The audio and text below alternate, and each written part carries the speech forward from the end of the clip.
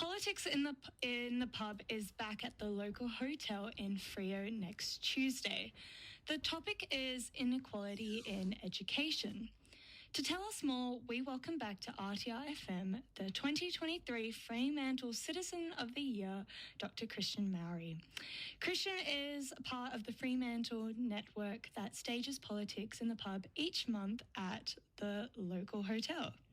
Hello, Christian. Thanks for joining us today. Hello, good morning. Thank you so much for having me. It's always great to be on RTR. So first up, can you explain to us, why is politics in the pub model so successful? It's a good question. The main way that we've gone about doing it is oftentimes people think politics is something which is really stressful and to do with conflict and arguing, whereas so far as I'm concerned, politics can be about the question, how do we better live with one another? In other words, amicability and getting together in a pub for robust, spirited conversation. And I think people are actually really hungry for well-spirited conversation. Because I know sometimes people can have a problem discussing different topics, standing on different sides of it. Why does it matter to come together, discuss things, and hear what other people have to say? Yeah, so I've come up with an analogy for this, if your listeners will humour me. Oh, yes, please go ahead. It's kind of like, imagine you're in a little boat, and the little boat is tied to the docks, and you can see it, but then you get pushed out to sea. The further you get out to sea, the smaller everything on the shore becomes, and more obscure and harder it becomes to see.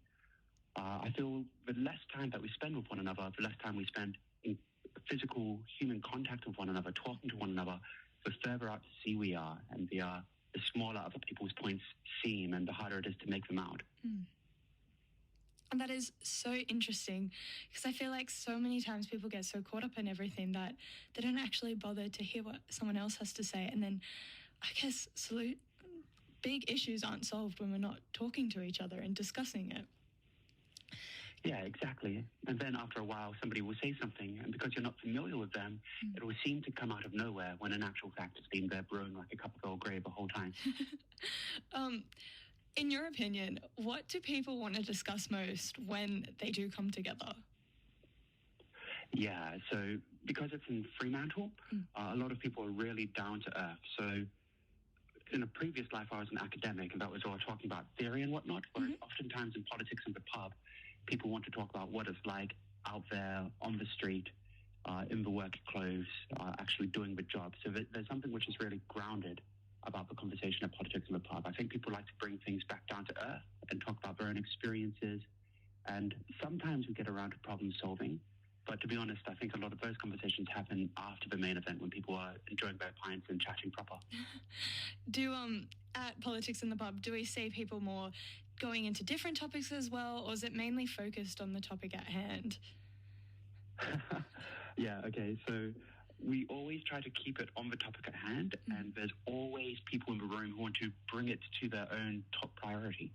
So, for example, if we're talking about education, but somebody cares about climate change, they might say, why are we talking about education when we know how bad the catastrophe is coming along? Or if it's an election year where everybody's brain gets confiscated by the United States, people will try to bring the conversation to that as much as they can as well.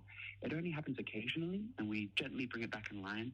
But sometimes people are really, really good at bringing disparate conversations together and showing unusual links. So we don't want to discourage that too much either, because that can be really rich and exciting when you see that happen live. It sounds like such an amazing space where people can come together and discuss these things. And of course, we need a few people to really guide the conversation and get it going. So how do you choose the panelists at Politics in the Pub? Yeah, so we usually start organising it about a month in advance and lock everybody in two weeks in advance. We try to get people who can actually speak to the topic. So for this month, we have inequality in education. So we have a high school principal, we have a high school student, a retired teacher who was, working the job for a very long time, and we have somebody from a private school as well. So they all have first-hand experience. I know sometimes it can be tempting to get politicians to talk about policy and academics to talk about theory and whatnot, but whenever we do that, we try to keep that limited to just one or two, with the majority of people who are speaking having actual experience. So that's the first one.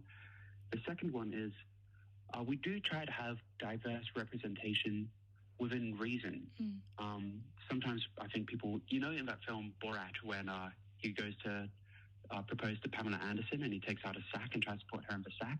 He's like, get in the bag.